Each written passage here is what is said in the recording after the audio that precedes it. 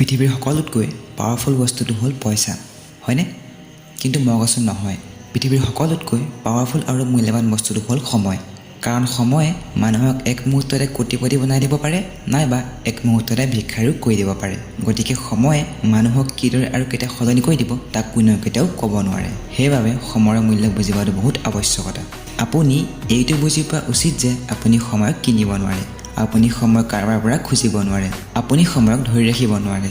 আপুনি আপোনাৰ পইচাক যেনেকৈ ছেভ কৰে তেনেকৈ সময়ক ছেভ কৰিব নোৱাৰে। আপুনি পইচাৰ দৰে সময়ক ইনভেষ্ট কৰিব নোৱাৰে। আপুনি মাত্ৰ সময়ক খৰচ কৰিব পাৰে। কিন্তু মনত ৰাখিব যে এবাৰ হেৰাই যোৱা সময় কেতিয়াও ঘূৰাই পোৱা নাযায়। সেইবাবে সময়ক পৃথিৱীৰ সকলোতকৈ মূল্যৱান বস্তু বুলি কোৱা হয়। আমি সকলোৱে এক দিনত 24 ঘণ্টা সময় পাওঁ আৰু সেই 24 ঘণ্টাত ৮৬,৪০০ ছেকেণ্ড থাকে।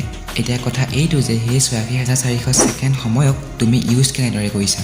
এই এটা ছেকেণ্ড তুমি তাত ব্যৱহাৰ কৰা যে তোমাক পাৰফেক্টতকৈ পাৰফেক্ট বনাই তোলে। তেতিয়াহে তুমি যি কৰিব বিচাৰা বা তোমাৰ যি সপোন তাত উপনীত হ'বা। নহ'লে সময় হেৰাই গ'লে জীৱনটো কষ্ট কৰি থাকিলেও লক্ষ্যত উপনীত হ'ব নোৱাৰিবা।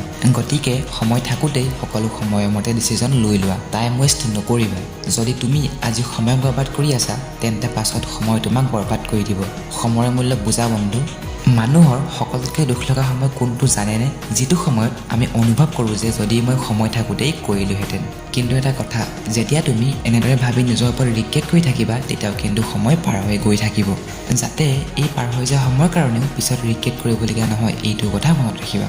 যেতিয়া আমি ঘণ্টা ধৰি মোবাইল ছ'চিয়েল মিডিয়া লাগি থাকোঁ তেতিয়াও আমাৰ সময় গৈ থাকে।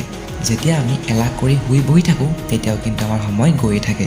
এতিয়া তুমি তোমাক প্ৰশ্ন কৰা, তুমি মোবাইলত ব্যস্ত হৈ ছ'চিয়েল মিডিয়াত লোকৰ পোষ্ট চাই, ইনষ্টাগ্ৰামৰ ৰিলছ চাই তোমাৰ কি লাভ হৈছে?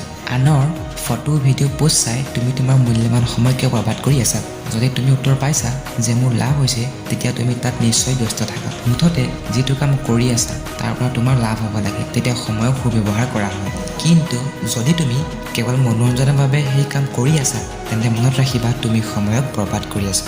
মানুহে কয় যে সময় বচোৱা বা সময় বচাব লাগে। সময়টো বচোৱা বস্তু নহয়, সময়টো ব্যৱহাৰ কৰা বস্তুহে।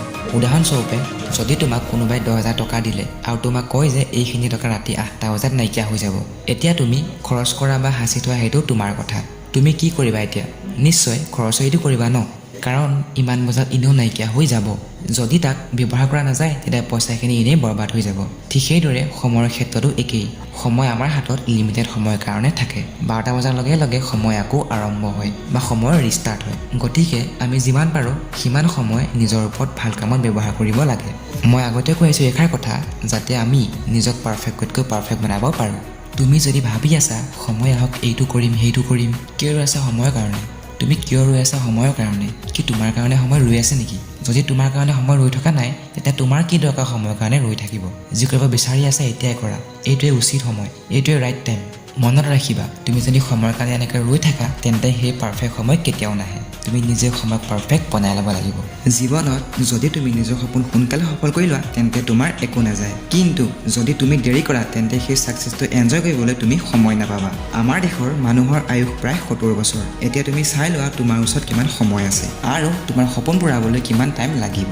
চাই লোৱা হিচাপ কৰি নিজে কিমান সময় আছে তোমাৰ। গতিকে এনেদৰে আমি কাইলৈ কৰিম পৰহিলৈ কৰিম এনেকৈ থাকোঁতে সময় কেতিয়া কেনেকৈ পাৰ হৈ গ'ল একো গমকে নাপাম। উঠা আৰু কামত ধৰা। তুমি তোমাৰ সপোনৰ কাৰণে কাম কৰা। সময়বোৰ অপচয় নকৰিবা। সময়ে তোমাক একো নোকোৱাকৈ ডেইলি ফ্ৰীকে 1440 মিনিট সময় দি আছে। কিয় দি আছে সুধি চাইছানে? সুধি চোৱাচোন এবাৰ যে কাৰ সময়খিনি তোমাক বিনামূল্যে সময় দি আছে আৰু তুমি কাক সেই সময়খিনি দি আছা। এটাইতো জীৱন আমাৰ, ইয়াক শুই বহি কিয় নষ্ট কৰি আছা? পৃথিৱীত আহিছা যেতিয়া কিবা এটা বনি যোৱা আৰু সময়ক সুব্যৱহাৰ কৰা। যদি ভিডিঅ'টো চাই ভাল পালে লাইক কৰিব, কমেণ্ট কৰিব আৰু আগলৈ এনেধৰণৰ ভিডিঅ' পাই থাকিবলৈ চেনেলটো ছাবস্ক্ৰাইব কৰি দিব। Thanks for ৱাটছিং।